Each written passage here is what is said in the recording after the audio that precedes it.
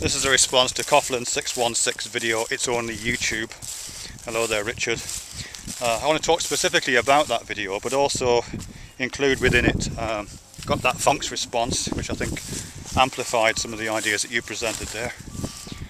But I also want to loop around some of the concerns that Emendham's expressed and other people have expressed about YouTube and Google as an organisation, and particularly how that affects you, Richard, in this case, through the suspension of your 666 channel and the suspension of other channels, of Napalm's various channels, Owl Eyes 777, who was Antique Lens. Yeah, there's a whole raft of them, isn't there? Too many to mention right now. Gary's Do Not God channel and so on. Yeah, I mean, firstly, I'm completely in support of what you say and what Got That Funk amplifies about the personal importance of YouTube in this case and social media in general. Yeah, I mean, I've only been online a couple of years in terms of YouTube, though I've done lots of online stuff prior to that. Yeah, I mean, anybody who cannot see the potential in social media is being really blinkered, absolutely. You know, equivalent to, you know, people in the early days of television who couldn't imagine television catching on, or the early days of personal computers. You know, the chairman of IBM is supposed to have said there's a worldwide market of 8 or 9 computers. I think he predicted sometime in the 1950s. You know, that kind of blinkered approach to the potential of a new media is absolutely informing what I think you're saying there, and informing anyone who perhaps says it's only YouTube. Yeah, if what you're saying there is that social media, and social video media in particular, is an enormously important influence, not just in individuals' people's lives, but as a medium which has all kinds of potentialities for the future, transformative potentialities, then I would completely agree with you. The more pertinent question, this is where it loops through the other stuff that Gary was talking about, but also your own experiences with your 666 channel, Richard, is YouTube the best platform for that? YouTube is a proprietary platform. It's a corporation. Yes, it provides a space for us for individual expression, but in a sense it's no more providing a space than the mall provides a space. Sure, you can hang out in the mall and you can buy things, and some of the things you can buy are vaguely radical. You know, you can buy long Rizzlers and bongs from that shop at the corner of the mall, and you can buy, you know, jeans which have got designer cuts and zips in them and bondage straps between the legs from a certain shop in the mall. You could even sit in the food court, you know, and have conversations with your mates about you know, the problems of the world. But you can't talk too loudly, you can't wave banners around, you can't set up your own shop. There's lots of things you can't do in the mall, and the reason for that is because it's a proprietary space, and YouTube is similarly a proprietary space. And as long as everyone, you know, follows the general rules, which are there to set up, which of course are set up to provide a flow through of cash for the shareholders, then everyone's happy. And the rules, you know, they may appear, the guidelines, for YouTube guidelines in this case, you know, of course they may appear to be servicing the community, but we know that they're applied selectively. We know that they're applied, they're not applied to large channels in anything like the same way they're applied to small channels. And here I would just mention the point that Gary made, that Pyro also exemplified, which is this, you know, you can look at pictures of women dressed in nothing but paint all day long on the Sports Illustrated channel, because it's a massive channel with a big subscriber base and hence a large flow through of cash. But you can't look at a single picture of what Gary describes as figure art, which is, you know, a painting of a naked man from the back. You can't look at that because it's obscene, you know. It's a big problem. So it's selectively applied guidelines and selectively applied rules, which is a huge problem. That means there's not a level playing field. That means we are in a proprietary system, a proprietary mall, a proprietary space. And also the fact that, as I say, it is only YouTube. There isn't an alternative. It's not as even as this proprietary space has meaningful competitors.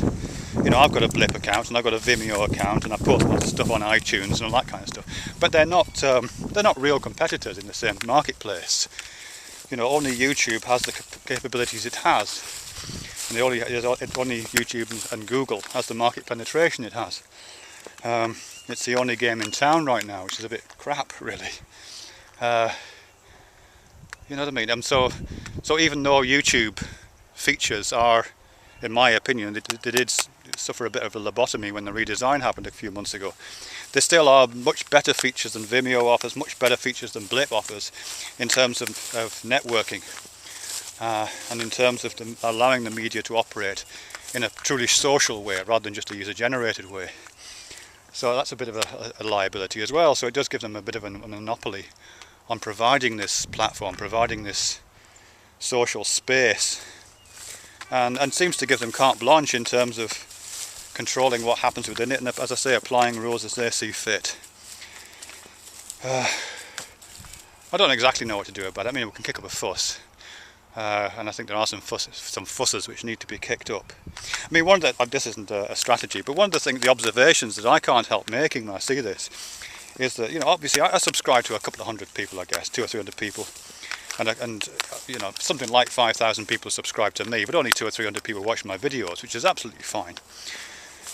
So it's and I suspect it's largely the same people who are circulating through these various channels, and I think that's good. You know, this little community, part of a set of overlapping communities, is great.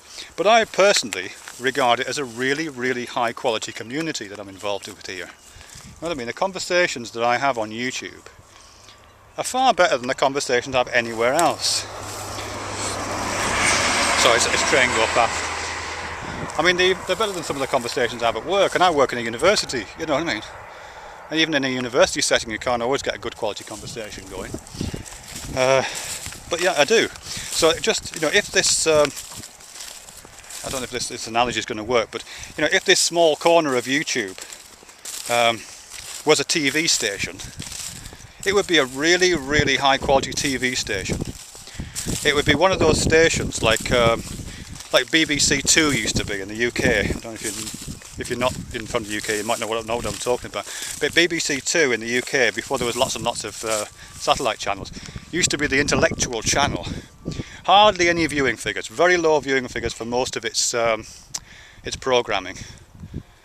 But it was a kind of flagship channel, because the BBC would point to BBC Two and say, look, this is where we put intellectual content. This is where we put our content that is challenging and enlightening and educational and provocative. And sure, it's not you know, it's not tits and arse, it's not Benny Hill, it's not Carry On films, it's not soap operas, so it's not getting massive amounts of viewers.